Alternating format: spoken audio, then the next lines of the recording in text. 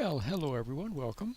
My name is Roland. Today I want to talk about dealing with baggage from the past. Um, and I'll start by talking about speaking up for yourself. Most of us are too repressed and too suppressed. We don't speak up for ourselves. We're standing in line and somebody is poking us with their elbow, poking their elbow in our eye, and then we say, "Excuse me, is my eye hurting your elbow?" You see how we got it backwards? Should be the other way around. Somebody cuts. Here's a classic example. Somebody cuts in front of you in line. Now, what should you do? You should speak up immediately. Don't wait, because if you wait, then what'll happen? Well, you'll start building up anger, emotions, upset. See? And as the emotions build, you might even suppress them. Plus, the other person is getting away with something. Things are out of order. That's not good. So speak up immediately. If somebody cuts in front of you in line, then you say, "Excuse me, I was here first. Thank you very much." And you just take your proper place. If you're, at the bakery and you've been waiting, and then all of a sudden they're ready to serve somebody, and then somebody else barges in front of you, say, "Excuse me, I was here first. Thank you very much." And then place your order. Then the other person might make a big deal over it, say, "Oh, what are you talking about?" Or "Why are you getting so upset?" Or "What's the matter with you?" Or you see that they'll pretend they'll throw a lot of flack in the air. They'll make it seem like you're wrong, like you did something wrong.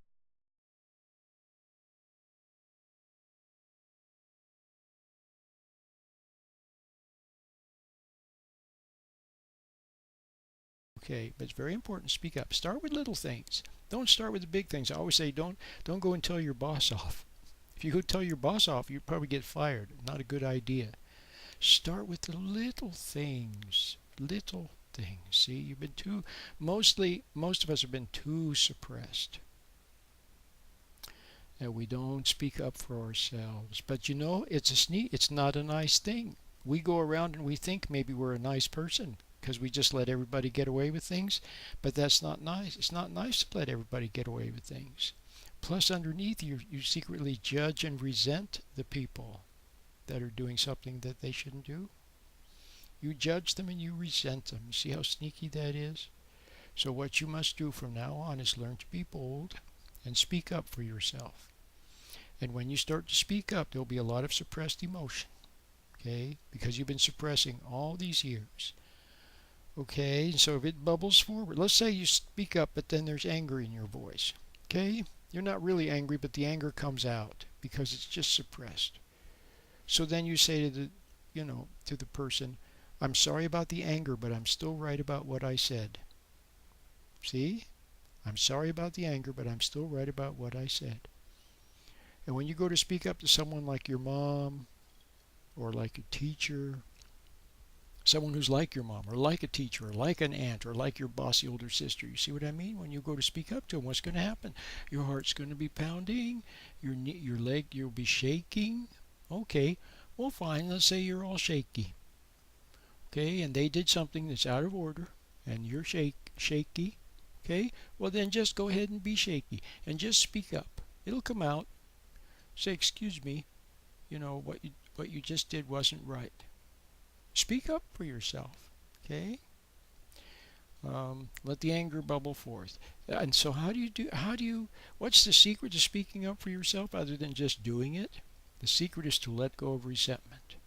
Watch for resentment and let it pass. That's the secret. Start watching for resentment, and when you see resentment, let it pass. Okay? After the resentment is past, then you can speak up and you won't feel guilty. A lot of times now you speak up and then you feel guilty, and then you end up bending over backwards to be extra nice as if you did something wrong. And you know why? It's because you feel guilty for the resentment. See, you're not wrong for speaking up for yourself. You should, but you're wrong for the resentment. So just let go of the resentment.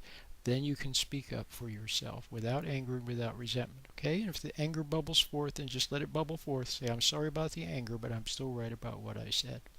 Okay? I have some lectures on the topic at commonsensecounseling.org. I have a lecture on the topic. And I also would like to recommend this book, Helping and Healing the Inner You. It's about overcoming childhood traumas. This book is over 500 pages, just full of excellent information for dealing with emotions and baggage from the past. Okay? You can preview it for free. It's on Amazon, and it's even in Kindle. My name is Roland.